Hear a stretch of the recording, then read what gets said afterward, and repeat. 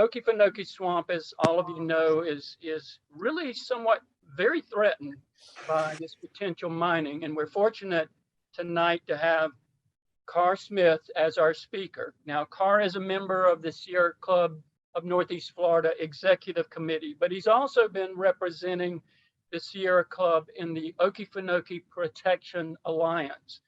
And that puts him right in the thick of all the decision-making associated with the opposition to this. And he's going to be able to provide us with a lot of information about this initiative. We're very fortunate to have him here tonight as our speaker. And I would say, without further ado, Carr, why don't you take over at this point? Okay, thank you. Good evening, everyone. I have been a member of the Sierra Club Northeast Florida group for more than about a dozen years. I've been to the Okefenokee 3 times.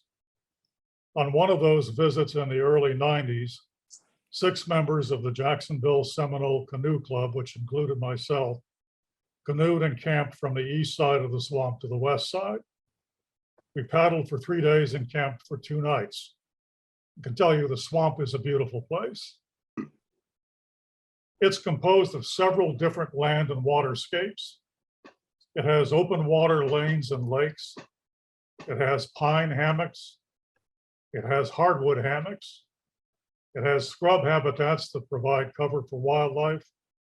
It has cypress swamp with towering trees that give you the feeling of being in a cathedral. The wet prairies are spangled with water lilies across acres of water. From a geological point of view, the Okefenokee is some 7,000 years old.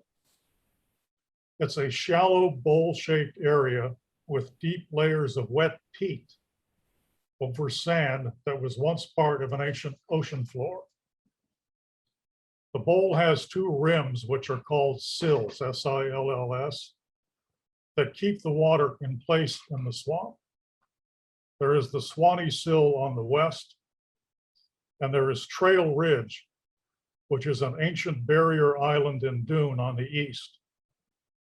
The swamp is also the source of 2 major rivers, the Suwannee River that flows to the southwest and into the Gulf, and the St. Mary's that flows to the east and acts as the dividing line between Georgia and Florida as it flows to the Atlantic. The word Okefenokee is a Native American word that translates as the land of the trembling earth, and there's a reason for that name. The peat bottom of the swamp is made up of centuries of decayed and decaying plant material. It takes about 50 years to produce 1 inch of peat. Methane is also produced as the plant material decays, and pockets of methane can push up masses of peat and what are called blow-ups in the swamp, and those result in floating islands. What appears to be areas of dry land with plants and trees can actually be peat islands that will tremble if you put any weight on the surface. Today, the Okefenokee is a national wildlife refuge, which was established in 1937. It's managed by the U.S. Fish and Wildlife Service for the benefit of wildlife. Only a limited area of the swamp is open to the public. The overwhelming majority of the swamp was also designated a federal wilderness in 1974. Federal wilderness designation is the highest form of protection afforded to federal lands. The Okefenokee ecosystem is fire dependent. And it's dependent on fire to maintain the variety of landscapes that support at least 600 species of plants, 233 species of birds, a total of at least 150 species of mammals, reptiles, and amphibians, and at least 39 species of fish. There is a high incidence of lightning in and near the swamp. If natural lightning does not provide sufficient fire to maintain the ecosystems, controlled burns are used by the Fish and Wildlife Service when necessary. The refuge covers approximately 680 square miles. It's the largest national wildlife refuge in the eastern US, and it's one of the most visited national refuges, with up to 700,000 visitors per year to the Okefenokee. Those visitors support 750 jobs in the area, either directly or indirectly based on tourism. Stephen C. Foster State Park on the west side of the swamp has been named a gold standard international dark sky park and is one of the 10 best stargazing locations in the US. The Okefenokee is also on the short list for United Nations UNESCO World Heritage status. However, since 2019, the Okefenokee has been under threat from a proposed titanium strip mine on the edge of the swamp that would strip Trail Ridge, remember that sill that I mentioned, would strip Trail Ridge to depths of 50 feet or more over a demonstration area of 400 acres, and with a plan to later expand to 8,000 acres. When you hear the word titanium, it suggests high-tech alloys in the aerospace industry. But the titanium that would be mined at Trail Ridge would be used as a pigment to make paint white and paper whiter. There is no shortage of that grade of titanium. Endangering the Okefenokee for pigment makes no sense. This is not the first time the Okefenokee has been threatened by a strip mine on Trail Ridge at the edge of the swamp. In the 1990s, DuPont proposed a strip mine, but that threat was beaten back by the US Department of the Interior under Bruce Babbitt and the then governor of Georgia, Zell Miller, along with environmental and stockholder groups that persuaded DuPont that the risk to the company's reputation was greater than the value of pigment, and DuPont withdrew its proposal. The mining company involved this time is Twin Pines, headquartered in Birmingham, Alabama. Fish and wildlife hydrologists at the swamp are concerned that tearing at the structure of the sill that is Trail Ridge could cause the swamp to lose water, endangering the refuge. The swamp itself is approximately 110 feet above sea level, so it will drain. The swamp receives 90% of its water from rainfall. There is no connection to the Floridian aquifer with the swamp. An ongoing loss of water would be catastrophic to the ecosystems of the swamp, since rainwater cannot make up for a continuous outflow. Originally, when Twin Pines first proposed mining on the edge of the swamp in July of 2019, the wetlands in the proposed 8,000 acre area were protected by the Federal Clean Water Act, with the Army Corps of Engineers as the agency that would determine whether any permits would be issued. With strong opposition from multiple sources, and with the suggestion that the Corps of Engineers would require an environmental impact study, Twin Pines withdrew its original application. However, the Trump administration EPA, since shortly after taking office, had been working on a change in the definition of the waters of the US that governs which waters are protected under the Clean Water Act. In early 2000, Twin Pines came back and proposed a so-called demonstration mine on 400 acres near the edge of the swamp. As of June 2020, the Trump administration EPA had put into effect their change in the definition of the waters that are covered under the Clean Water Act. That change removed federal jurisdiction over many wetlands, including the area proposed by Twin Pines. The Army Corps of Engineers was forced to withdraw its investigation since the wetlands in the proposed mine area lost protection under the Clean Water Act.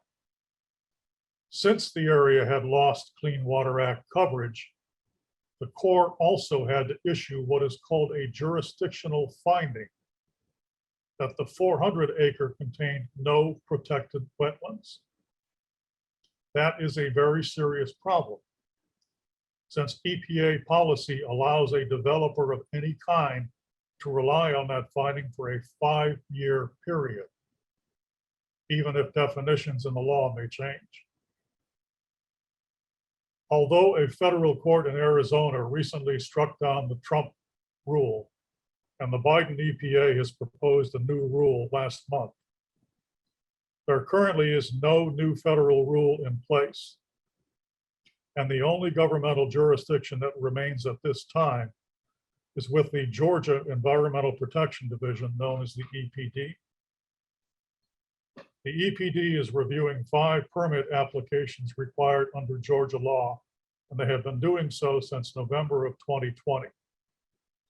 They appear to be making a thorough and careful analysis. And most recently, December 7th, they put out a list of additional questions to Twin Pines about wastewater storage ponds that have been proposed. And so far, Twin Pines has not yet responded. So the EPD process is still continuing. Opposing that mine is an organization called the Okefenokee Protection Alliance. The alliance is composed of over 40 conservation organizations, including the Sierra Club Georgia chapter, the Sierra Club Florida chapter, and the Sierra Club Northeast Florida group. In late 2020, I was asked to become the contact person for the Sierra Club Florida chapter and the Sierra Club Northeast Florida group with the Okefenokee Protection Alliance and the Sierra Club Georgia chapter Okefenokee group. I attend the monthly Okefenokee Protection Alliance Zoom meetings and the bi-weekly Georgia Sierra Club Okefenokee group meetings.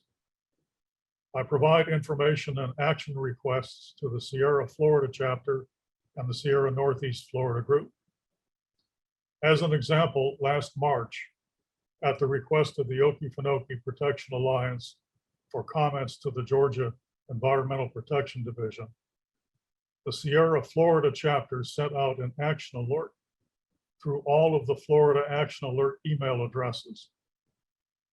And that resulted in about 1,000 comments filed from Florida Sierra members with the Georgia EPD. One of the hopeful developments in this situation happened just recently on December 20th of 2021, when US Senator John Ossoff of Georgia wrote to the EPA and to the Corps of Engineers, calling to stop the mine and reconsider that Corps jurisdictional finding that I just told you about. That was reported in the Savannah Morning News of January 7th, just last Friday. Well, enough of me and my talking for now. The Okefenokee Protection Alliance has recently produced a 33-minute video entitled Sacred Waters. Please turn on your audio if it's off, and it's time to see and hear the Okefenokee and its defenders.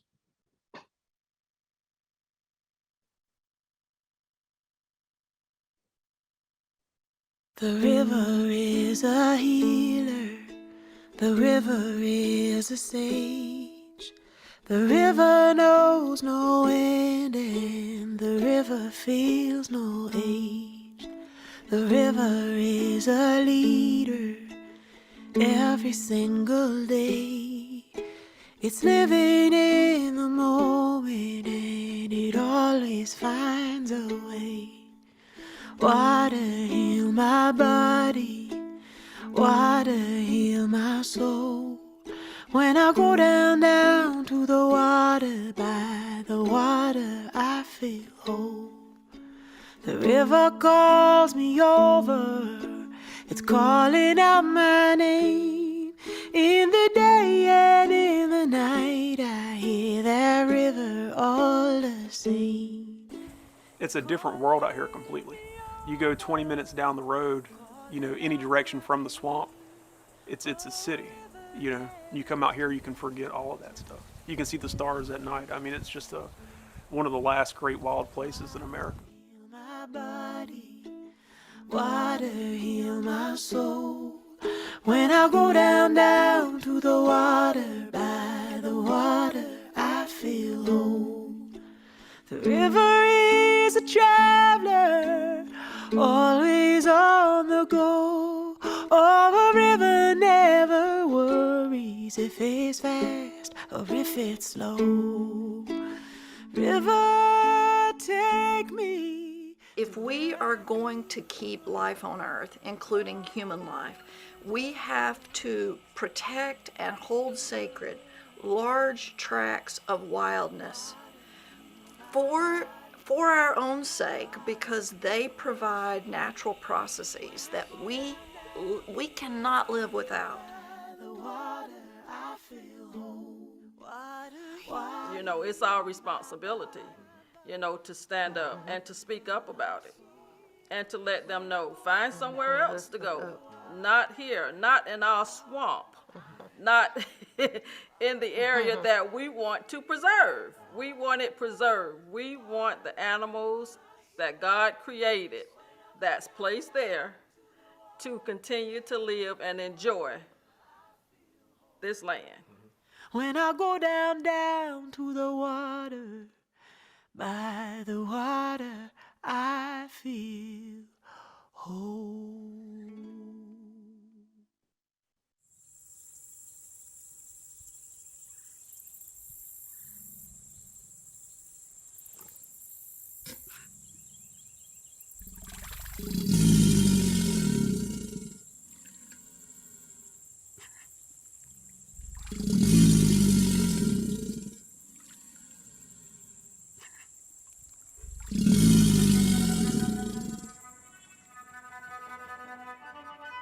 Some call it the land of the trembling earth. Some call it fearsome. Some call it sacred. It is the stuff of legend and song, ancient and ever-renewing, mythical, eternal, and fragile. It is the Okefenokee Swamp. The Okefenokee lies deep in the heart of South Georgia. At 438,000 acres, it's the largest blackwater swamp in North America, a designated wetland of international importance, a national natural landmark, and a gold-tier international dark sky park. It is also the mother of two extraordinary rivers, the St. Mary's and the Suwannee. Those rivers have shaped the human history and the ecology of the region. As goes the swamp, so goes its rivers.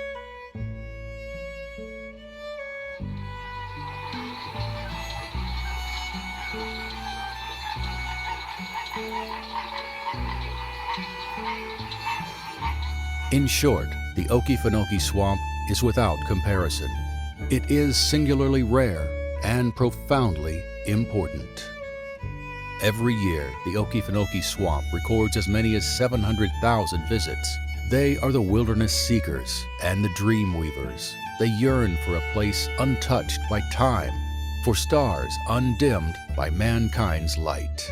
For the bellow of gators and the songs of night, they come and they leave forever changed.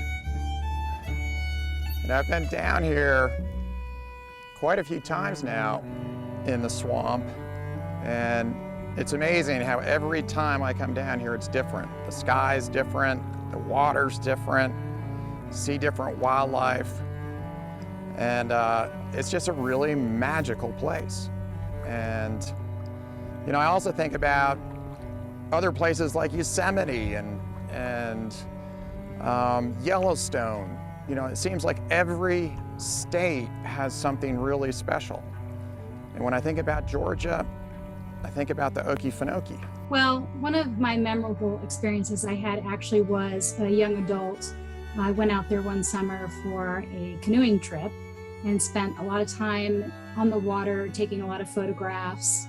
And I always loved how reflective the surface of the swamp is and how you can see the sky in the water. So one of the things I think that's interesting about the Okefenokee is that, like, if you're there and you get on sort of one of the observation towers in the park and you look over it, it actually seems more like Africa. It looks like you're looking over the savannah, which is completely wrong, you know, because the savannah is generally pretty dry, low rainfall, but you see this huge expanse of this low shrubby vegetation with some hummocks with trees and with some open water, and you're sitting there thinking, I should see giraffes and elephants running through here.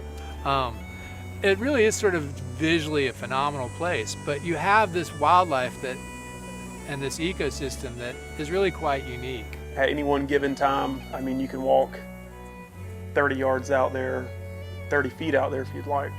You're going to see 4 or 5 different species of frogs. You'll see a ton of different fish, you know. Speaking of fish, the Okefenokee sunfish, you know, it's an endemic species. It's a little tiny fella, you know. Some of the plant life, the Sarracenia minor, the Okefenokee variant, right? It's an endemic species as well. It's a type of carnivorous plant, you know, 36 inches tall. It's a hooded pitcher plant.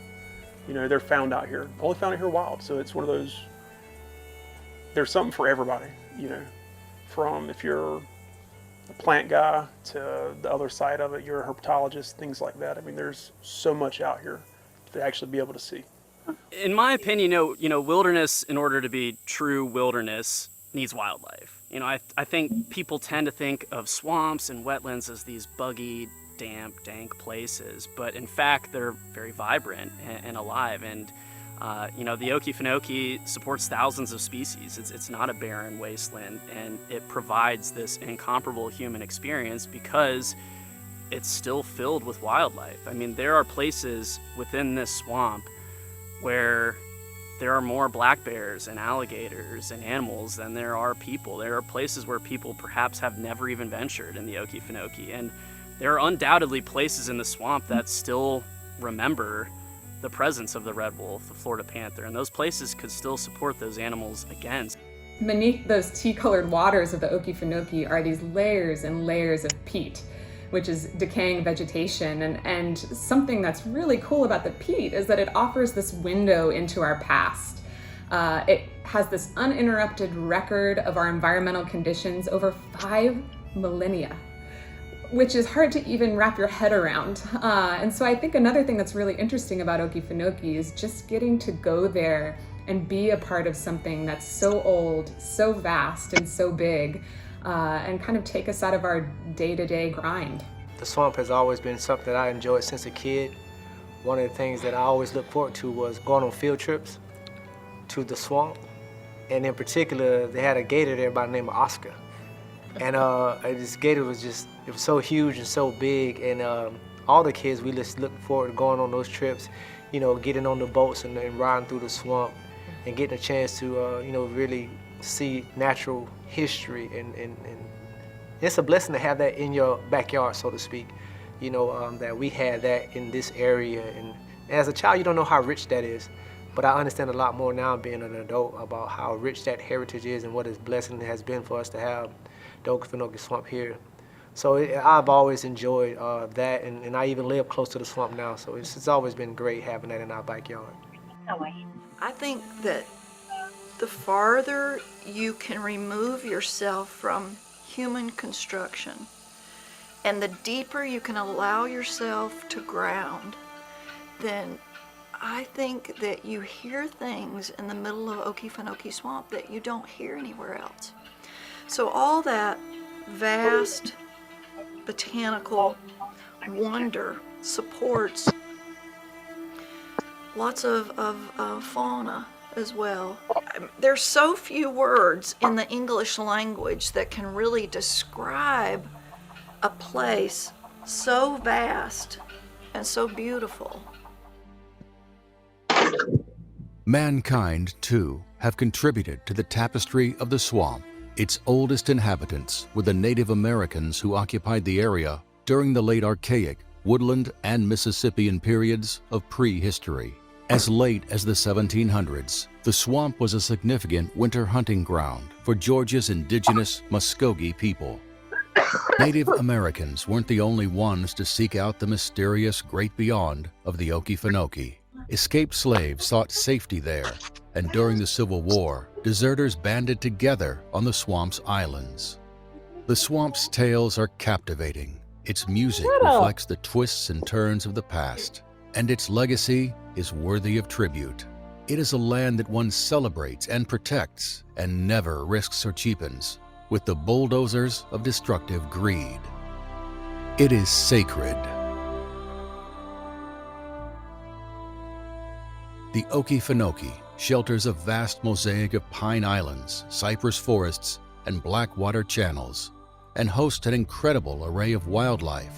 But like the species that call the refuge home, the Okefenokee itself is now endangered, as plans for heavy mineral sand mining come perilously close to its borders. The potential destruction looms over every living thing within and beyond the swamp.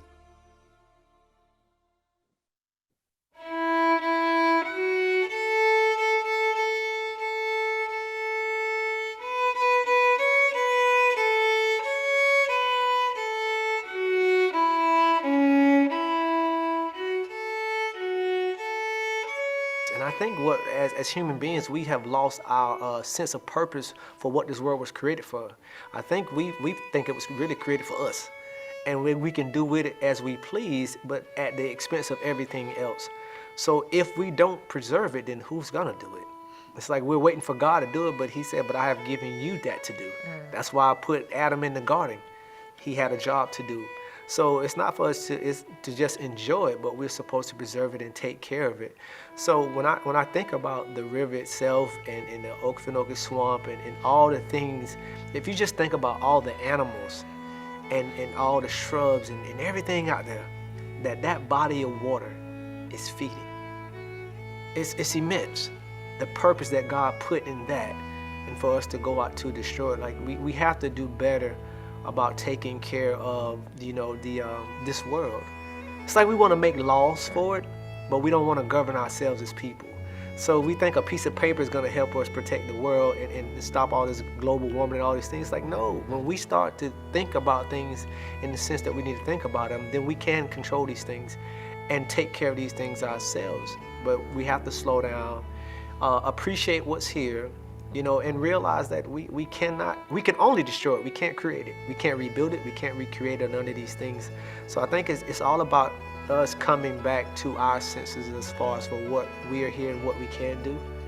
And then just utilize it for what it's for, which is to go out there, appreciate what God created, and live amongst it. Unfortunately, even though this is such a special place, it is also at risk. And what we're seeing right now is an Alabama company, an Alabama mining company, trying to get permits so they can construct, phase 1 of an 8,000 acre mine. And it's right next to the swamp. And it's on what's called the Trail Ridge, which is essentially the sand berm that holds the Okefenokee back.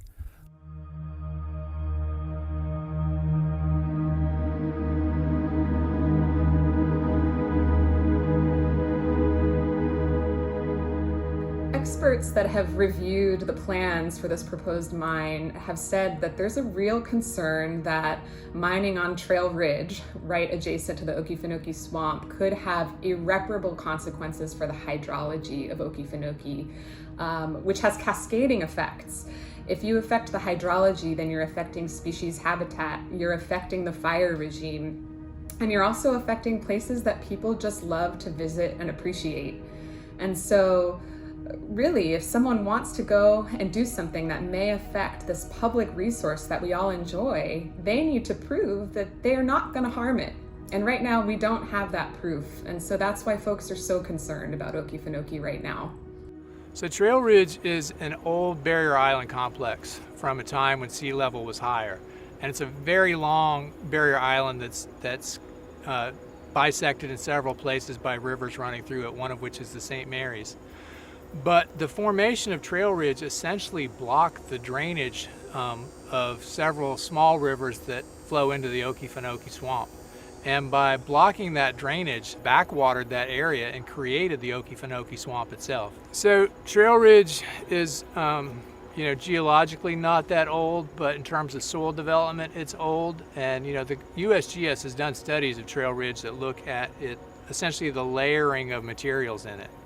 And that layering of materials and how it's set basically create the conditions by which that dam works.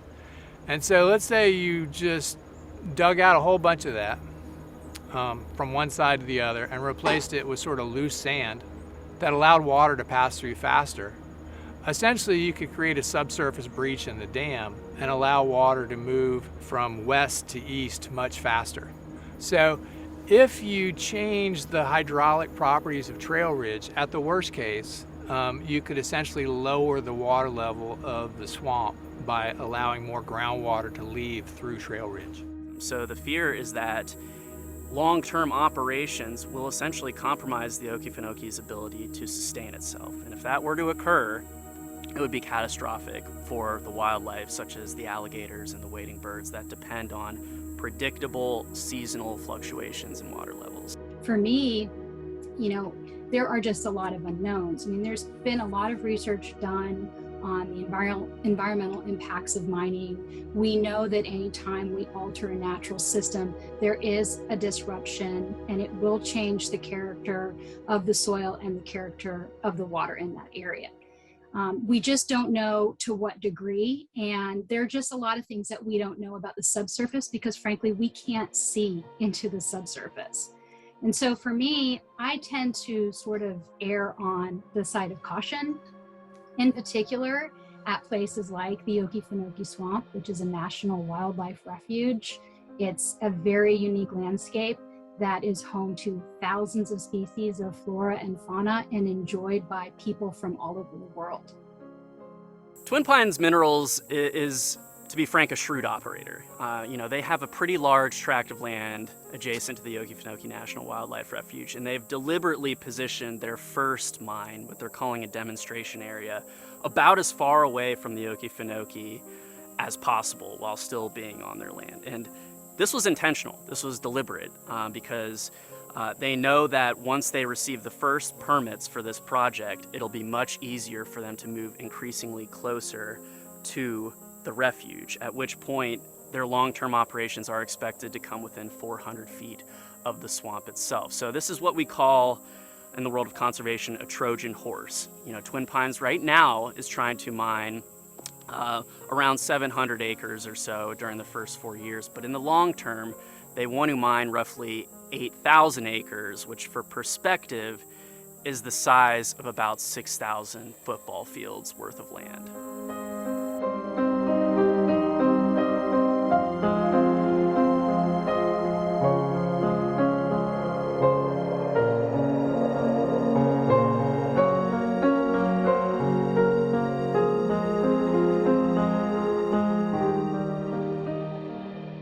The importance of some of these areas, like as far as the refuge is concerned, this is a refuge, regardless of how many visitors we get a year. This is for the animals that's in the area, I'm going to be here. I work here. I'm going to come in and out of the swamp. I have the potential to go anywhere I want to in the world. I can make a house, buy a house, borrow, do whatever. The guys that live here, the animals that are actually inside of the swamp, they don't have that option, right? So in 1937, when this was proclaimed a national natural landmark, that's what Mr. Roosevelt meant, right? And again in 1974, with the designated as a wilderness area. This area is meant to be protected at all costs, right? According to the legislature and the executive order that Mr. Roosevelt signed.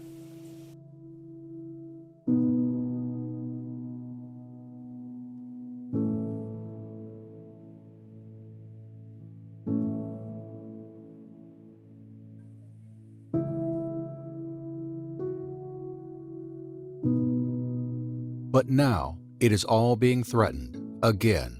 Former Secretary of the Interior Bruce Babbitt fought for the Okefenokee when DuPont threatened to mine in 1997. He stated, "Titanium is a common mineral, while the Okefenokee is a very uncommon swamp. It is a battle everyone had hoped would not arise again." The leadership of Twin Pines Minerals is already associated with discharging mineral tailings into wetlands and air quality violations. Now they have the Okefenokee in their sights, and the stakes could not be higher.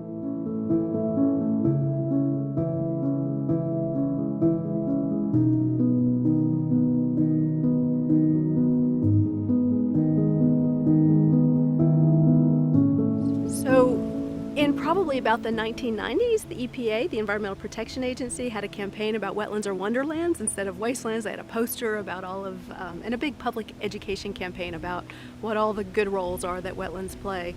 Some of those might include flood protection, right? So we've had a lot of rain this year, it so happens in the southeastern United States, and so that these wetlands along the landscape are holding water in ways that if they weren't there, would have all shown up in our human developed areas, and we would have experienced deeper flooding than we even did. From a hurricane's perspective, they baffle the energy of storm waves coming in, and they can minimize the impact of hurricanes. They're often referred to as the kidneys of the ecosystem. There's microbes, there's tiny critters that live in the soil, and they make a living in a different way than the organisms do here in a terrestrial upland forest. So they are able to take pollutants that might have made it into the waterways and transform them into other elements that maybe aren't so dangerous. And then of course there's the whole wildlife perspective, which is the obvious answer when you go to the swamp, and because you can see these things with your own eyes, both plants and animals. There's unique and rare plants often in these wetlands, and so many animals rely on wetlands for some part of their life cycle. Riparian areas, the area along rivers particularly, are used by neotropical migrants more than any other type of habitat on the planet. And the whole reason we have wetlands protection in this country is related to birds.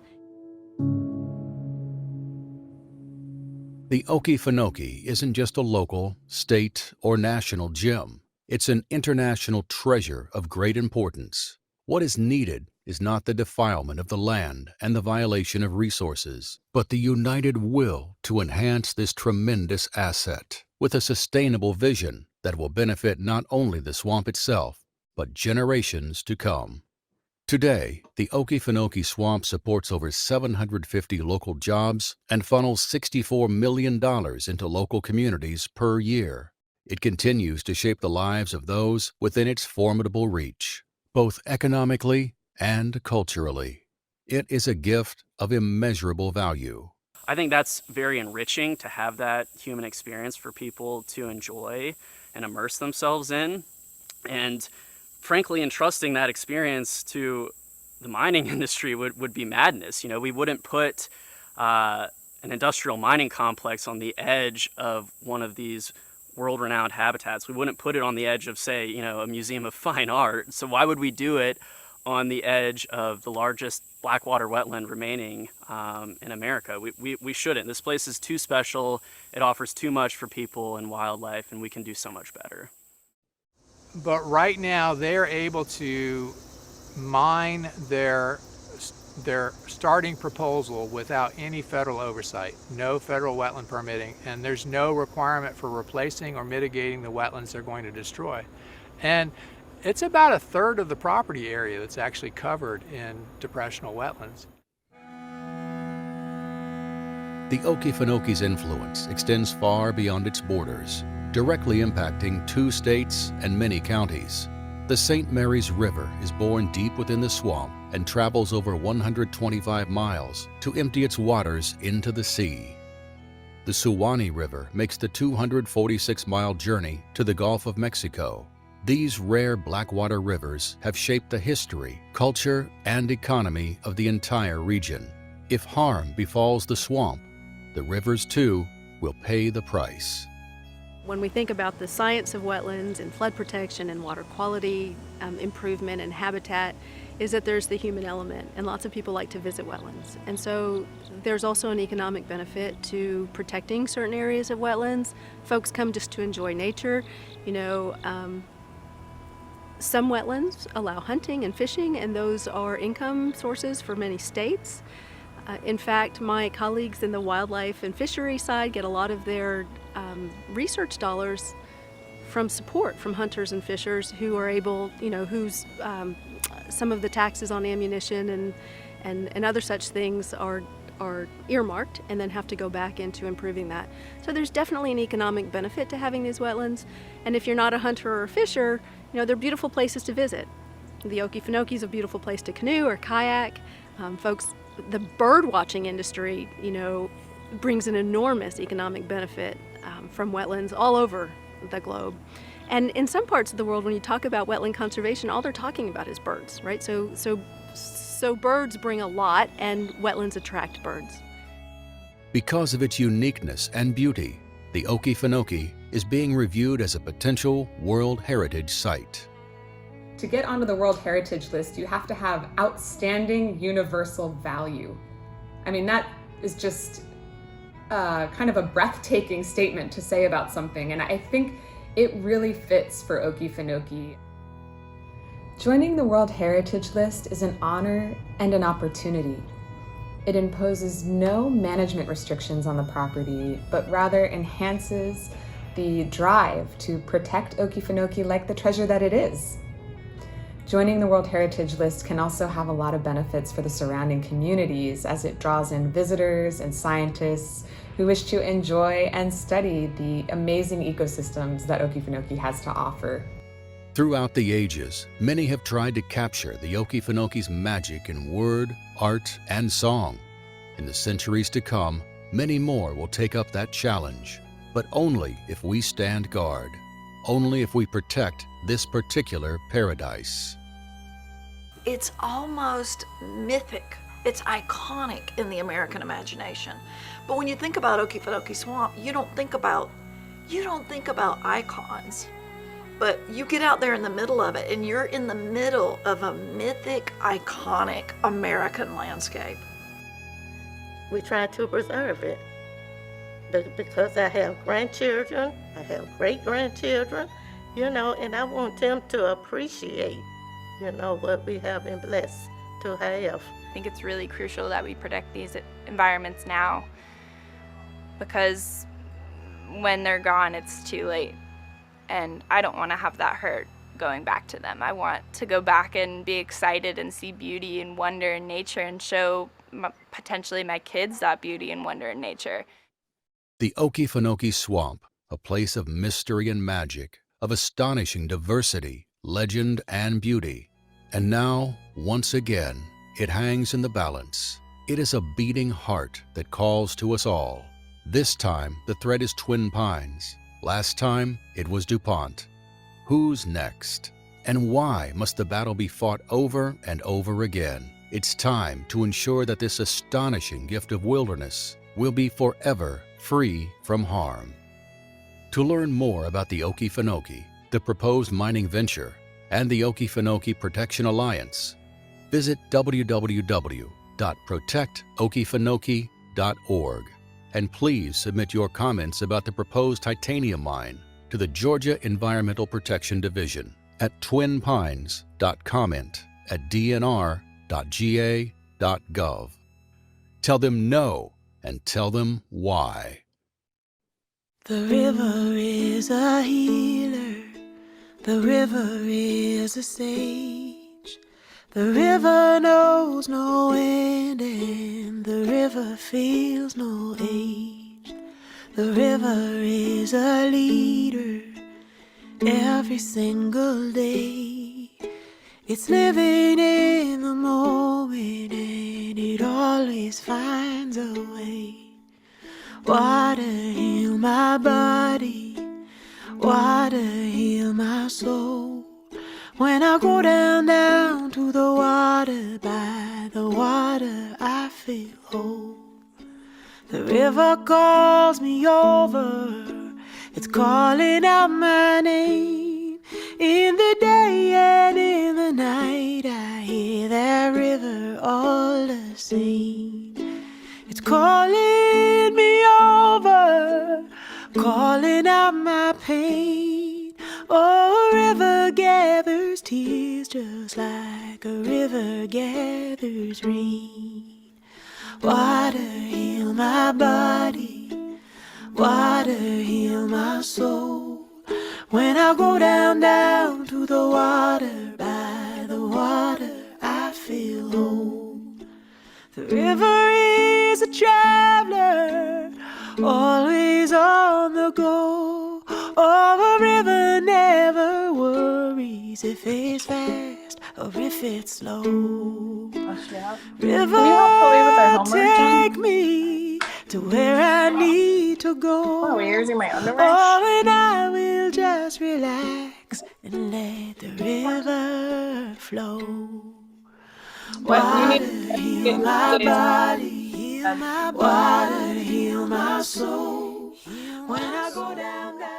What we'll do is we'll begin with Lisa Williams has been monitoring the chat feature, and she'll pose any questions that were put in the chat feature, and then after that we'll allow people to unmute themselves and ask questions of Carr or to share information. Lisa, why don't you go ahead? Hey, thank you, Logan. Everybody, we've got a site. We've got a link to a meetup that Sierra's doing where we will be exploring by kayak in the Okefenokee. So check that out. That's on the chat. Let's see. And I'm sorry we couldn't turn the chat on for private messages. Somebody asked about that. And let's see. Okay. All right, is Twin Pines, this is from Robert Blade to everyone. Is Twin Pines the most serious threat ever to face the Okefenokee? When you were camping and kayaking, were there many mosquitoes? And how did you fight them, Carr? Twin Pines is much worse than the mosquitoes, I can tell you that much. When we were out there, it was in late April. There is a season to camp overnight in the swamp. It's the cooler months. But the trade-off in April was the water lilies were in full bloom. But by about 6:30, you better have your tent up and be inside, because suddenly you can hear mosquitoes bouncing off the tent fabric.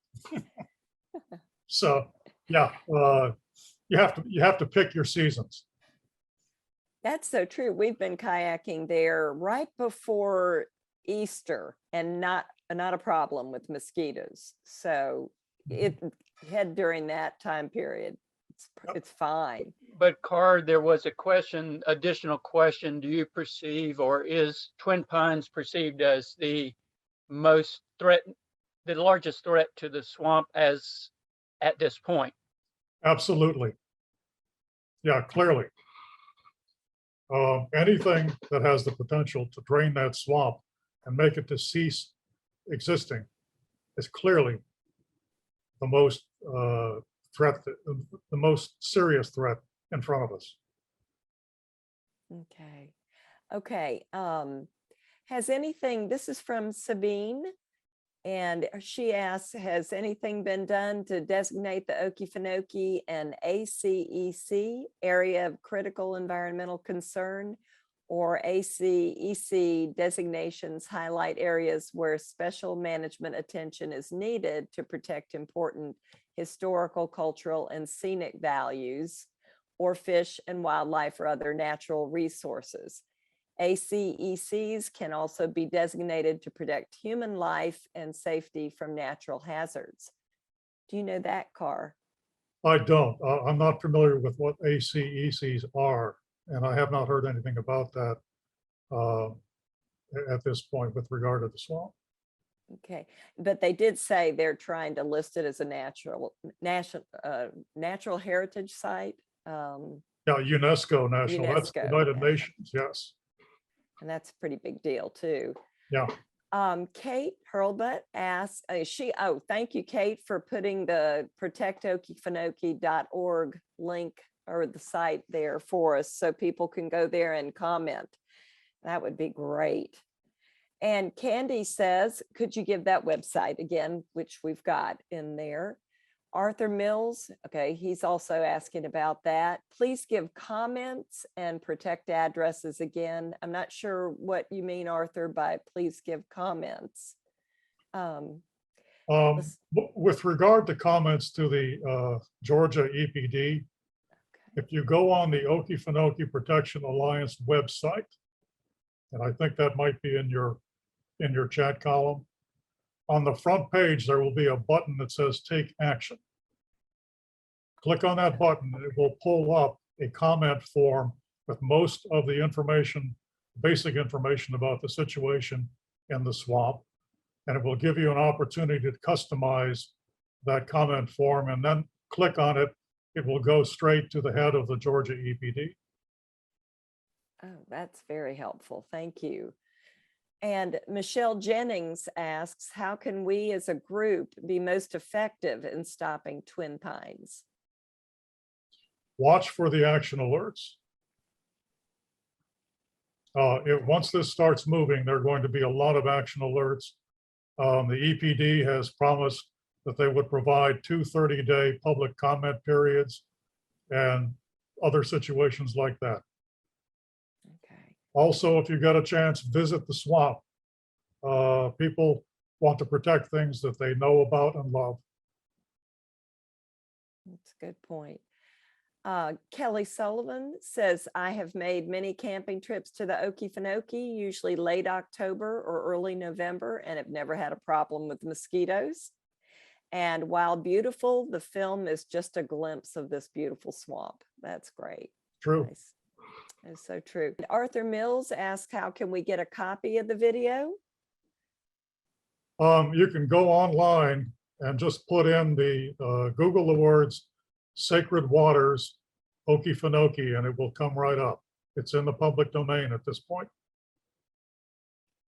Okay. And Susie Stone, also with Sierra Club, says, please go to the bottom of any email you receive from the Sierra Club and under Manage Settings to make sure you are subscribed to action alerts from the state chapter. Otherwise, you might not get them. Okay, and that's the chats for right now. And Kate Hurlbut has added the link to the video. Here's the video, Protect Okefenokee documentary. So catch that too. All right. Why don't we, at this point, if you have a question for Carr or have some relevant information to share, unmute yourself at this point, and we'll try to recognize you.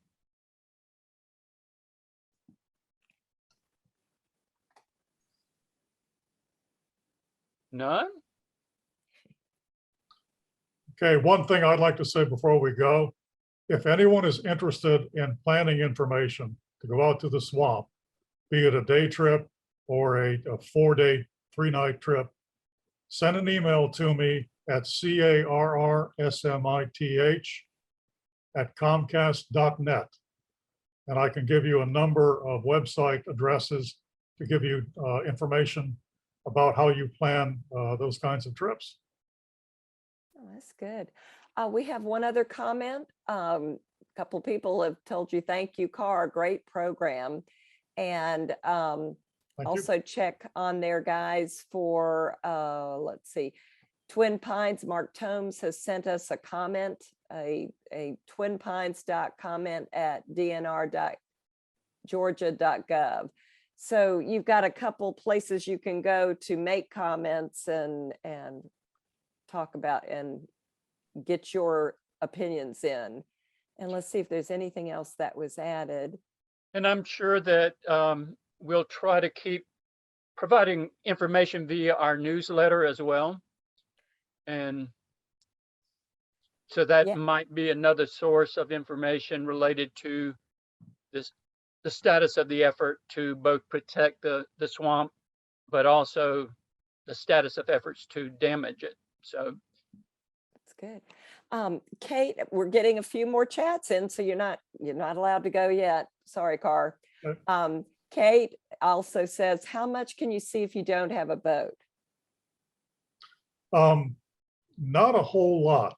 The place is mostly water, but I would encourage you, the Fish and Wildlife Service has a concessionaire at the east gate to the Okefenokee. There are eco tours that are provided by the concessionaire, 90-minute tour. It's about $33 each, but it's well worth doing. My wife and I did it back in December. And that will give you a very good overview, a lot of ecological information and so on about the swamp. Yeah. And you've gotten a lot of comments from people saying, thank you, excellent presentation, worthwhile efforts to preserve. And thank you guys for all being here and expressing an interest in this. This is wonderful. Yes, thank you very much to Carr for his presentation, but to all of you for joining us tonight. We encourage you to participate in our upcoming educational programs as well, our outings program. Many of you are aware of those. We encourage you to become involved in those. So thank you very much, and we hope you all have a good evening.